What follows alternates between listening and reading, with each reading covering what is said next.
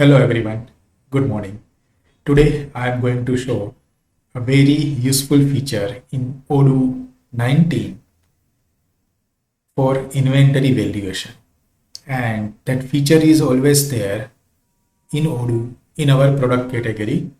And many people are wondering when they are seeing a price difference account. So here I would like to explore what is price difference account and how it works. So whenever in Odoo we are selecting standard price with perpetual valuation method, Odoo will show us this particular account setting.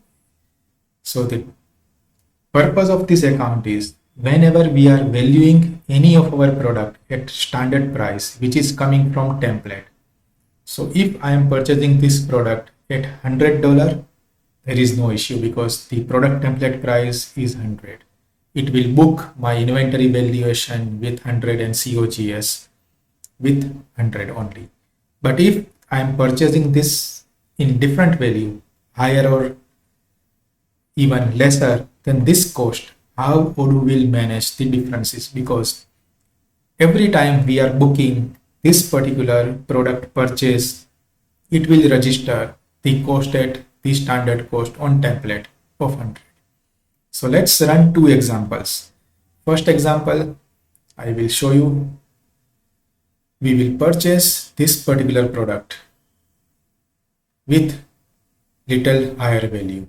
So star 1 is my product where 100 is the standard cost. And if I am purchasing from 100 to 120, I will book that inventory and receive also at the same time. Now what happened in our inventory? Let's say if we go and check our reports in inventory, we will see that star 1 product is valued at 100 only with 1200 valuation. But in my purchase order, which I have booked, if I create the bill, so let me remove some taxation part from here and then upload my bill. So over here, when I am booking this bill at 120, what Odoo will do? So here, Odoo will book our cost at our template price only. So it will generate a difference of 40.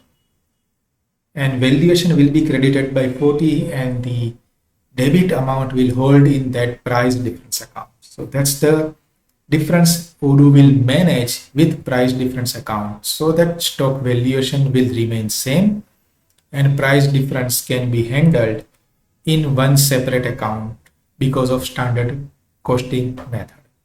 Now let's see a second example when I am buying the same product from some other vendor. This time I will be buying again 2 units at less than my template price.